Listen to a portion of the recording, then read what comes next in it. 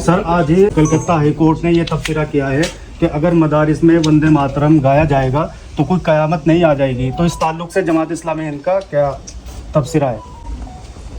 ये आपने जो अभी सवाल किया उसमें एक बात मैं ज़रा जोड़ दूं। ये अमेंडमेंट बिल तो अभी लाया गया है।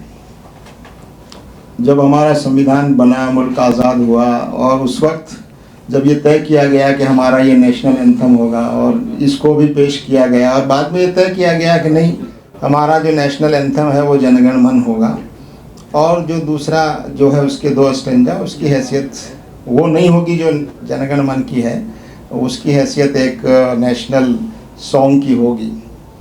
तो जज साहब ने मुझे लगता है कि बहुत ज़्यादा जज्बात का इज़हार किया है। तो 80 साल मुल्क को आज़ाद हुए अब तक वो जिस पोजीशन में था तो मुल्क पर क़यामत नहीं आ गई। और अगर जो लोग आसानी से पढ़ना चाहें, जिनकी आस्था से कोई टकराव नहीं है, वो पढ़ना चाहें तो बिल्कुल शौक़ से पढ़ें। लेकिन अगर जो लोग इसको अपने अक़ीदे और आस्था के ख़िलाफ़ समझते हैं और ख़ास तौर से मदरसों की बात, अगर वो नहीं पढ़ें तो भी इस मुल्क पे क़यामत नहीं आ जाएगी।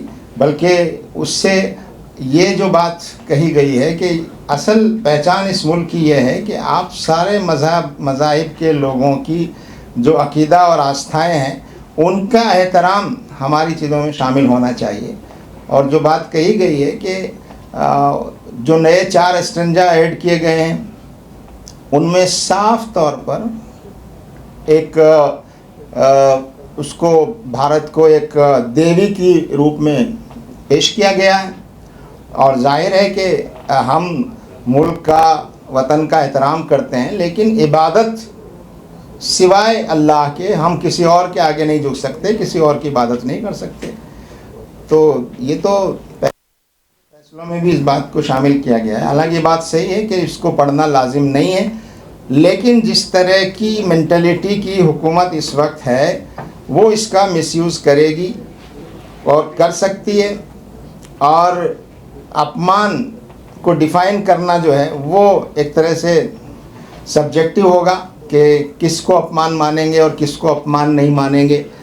तो इससे इसका मिसयूज़ बढ़ेगा और हम समझते हैं कि सरकार को चाहिए कि वो रिव्यू करे और इस मुल्क की जो ताकत है एक दूसरे के सम्मान की और एक दूसरे के साथ आज़ादी, एक दूसरे को आज़ादी की और बराबरी की, उसको बाकी रहना चाहिए।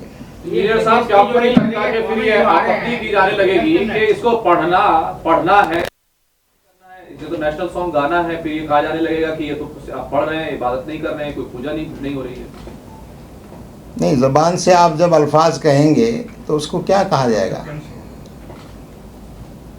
जब आप ज़बान से ऐसे अल्फाज कहेंगे जो आपके अकीदे से टकराते हैं तो ये तो संविधान के खिलाफ है ना। देखिए, हमारी मुल्क की जो जुडिशरी है वो जज हजरात अपने फैसला सुनाने के दौरान बहुत से कमेंट्स करते हैं। वो कमेंट्स भी बहुत अहम हैं, लेकिन असल बुनियाद होती है जो ऑर्डर है, जो जजमेंट होता है, उसकी अहमियत होती है।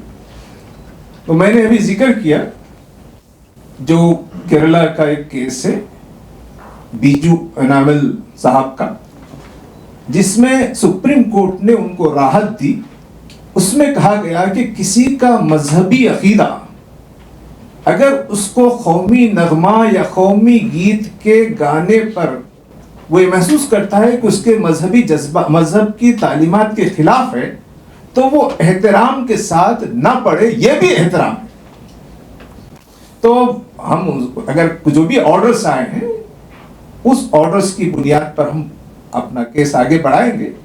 तो किसी के कमेंट्स हो तो वो तो जो हमारी लीगल टीम है या मुल्क भर में जो लीगल एक्सपर्ट्स हैं वो हाई कोर्ट भी और सुप्रीम कोर्ट भी जाएंगे।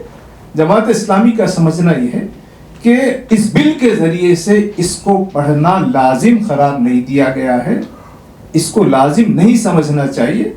इसको सिर्फ इस बिल के जरिए से, जैसे पहले नेशनल एंथम है, ये एक नेशनल सॉन्ग है, कौमी तराना और कौमी गीत। तो जो प्रोटेक्शन कौमी तराने को था, इस कानून के जरिए से वही प्रोटेक्शन कौमी गीत को करार दिया गया। तो जनगण मन पढ़ना ही लाजिम नहीं है, तो फिर ये कौमी गीत का पढ़ना कैसे लाजिम हो जाएगा?